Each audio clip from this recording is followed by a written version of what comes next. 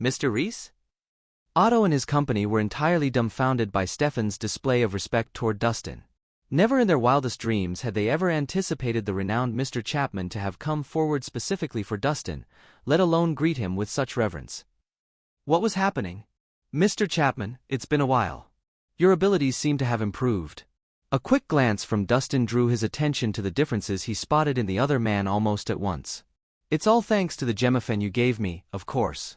Not only did it heal my internal injuries, it gave me ample power to have a small breakthrough. Stefan's face was filled with gratitude. Really? I suppose congratulations are in order, then. Dustin smiled faintly. Mr. Rhys, where you're sitting now doesn't seem befitting for your status. How about we head over to the reserved seats for the Harmon family? Stefan gestured with one hand, still courteous as ever. Very well. This place is infested with flies anyway. I'd rather sit amidst humans less tiresome. Dustin nodded, not refusing the offer. Just as they prepared to leave, Otto couldn't help but speak up. Mr. Chapman dash. What? Stefan turned, his expression cold.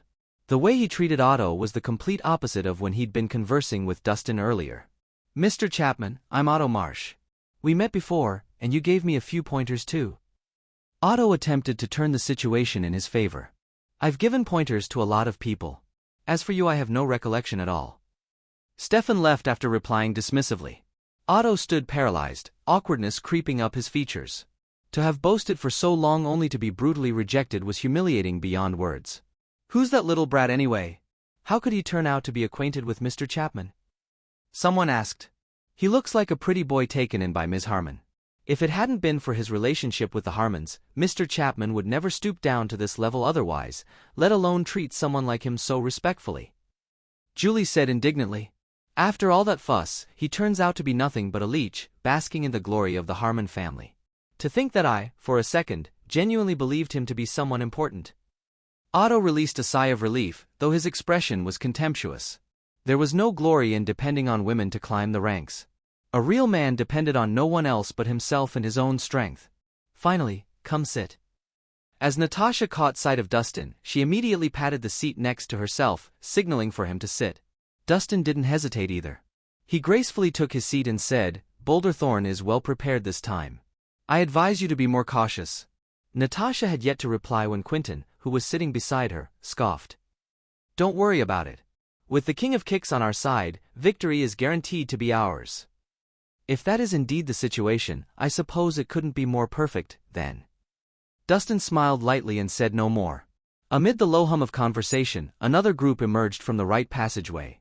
At their very front was a man about 30 years of age, clad in white. The man's eyebrows were sharp, his demeanor commanding along with those strongly piercing eyes. The crowd parted around him easily, allowing his presence to stand out with minimal effort. This man was the principal disciple of Mr. Williams, Maximus Kane.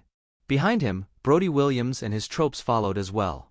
As soon as the two sides met, tensions rose immediately. Ms. Harmon, I admire your courage to rise to my challenge, but today, victory belongs to none other than Boulder Thorn. Brody was the first to speak. Words are futile.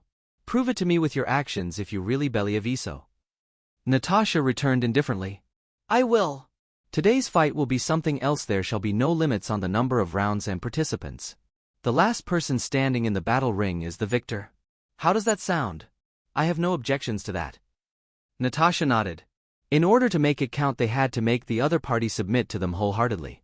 Upon reaching an agreement, both sides began their preparations. Shortly after, the first match commenced.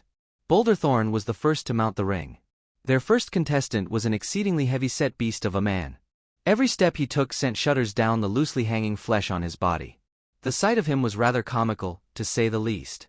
When he climbed up the battle ring and took his position, he even held the leg of roasted mutton in one hand. His teeth tearing into the meat voraciously.